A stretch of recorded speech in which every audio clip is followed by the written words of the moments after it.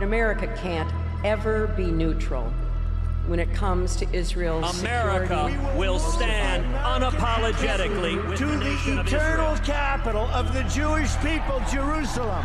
Your historic decisions to recognize Jerusalem as Israel's capital, to recognize Israel's sovereignty over the Golan Heights. And we will beat you harder than you've ever been beaten before.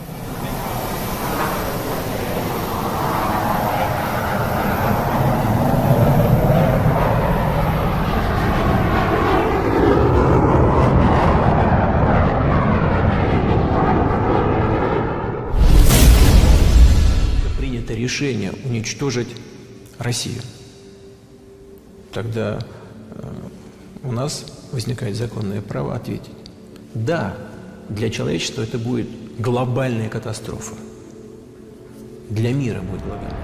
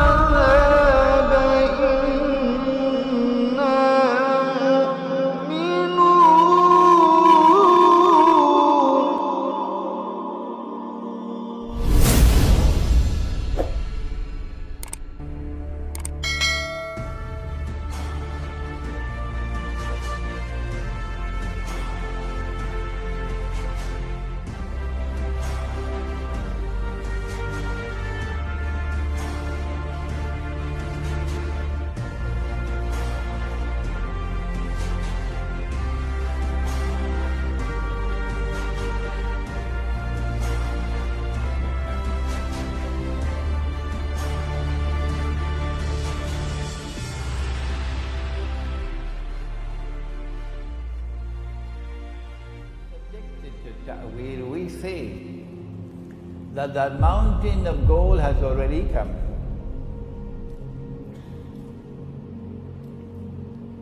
And the fight for that mountain of gold is about to take place. And that's the Mahalma. We say that something underneath the river in a vast quantity, symbolized by a mountain, is one day destined to function as gold, and it's oil. When oil functions as money, the world will witness something called the petrodollar. And I didn't understand that. For 40 years I did not. I have to confess tonight. We say that it is an ocean of oil underneath the river, which one day is destined to function as gold. And that already happened. That one day oil will function as gold. And that the monetary system, which will be based on oil functioning as gold, is one day going to be challenged. And that challenge is going to lead to the Mahalma, or the Great War, Armagedon, in which 99 out of every 100 will be killed. Mahalma is what the Christians refer to as Armagedon. The great, great, great war, the big war, the war of all wars. One of the major signs of the last day, and you know that there are 10, the companions of the Prophet ﷺ were sitting talking amongst themselves, hadith of Sahih Muslim, when he came and he asked, "What are you talking about?" And they said, "We are talking about alamatu sa'a, the signs of the last day, of the end time." And then he said, as only a prophet could say, the last day would not come until, and then he mentioned 10 signs. These have come to be known as the major signs. Number 4, Dukhan, smoke. And the Quran says that one day it's going to be plainly visible in the sky. So of these 10, I want to turn to the smoke. A nuclear war would be one in which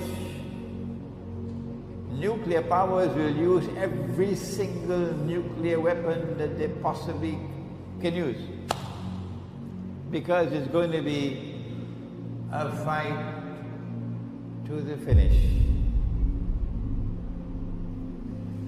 And so the world can now expect that if a nuclear war were to take place, excuse me, too late now to say if, rather it should be when the nuclear war takes place, when the nuclear war takes place, because they've already declared war on Russia. If you're living in France and Britain and in Western Europe, and if you don't know that your leaders have declared war on Russia, and the nuclear war is now inevitable, and when that nuclear war takes place, that thousands of nuclear weapons will explode. If you don't know that, then you are living in dreamland. And if you hope to survive in Western Europe, you're also living in dreamland. That's the price you pay for having Zionist rulers ruling over you. That's the price. I hope you're listening to me, Europe. I hope you're listening to me in Europe. And I hope you're listening to me in the United States and Canada. That is the price that you will pay for having those ruling over you, who are ruling on behalf of the Zionists. Who are Zionists? Because they have declared war on Russia. And the nuclear war is now inevitable. When it does take place, then I want to suggest to you tonight that the mushroom clouds which come from nuclear explosions, which will probably blot out sunlight, so that there will be no sunlight in the world. For how long, I don't know. The Christians speak of 3 days and 3 nights of no sunlight, but there's a hadith which speaks of 40. This is not my field.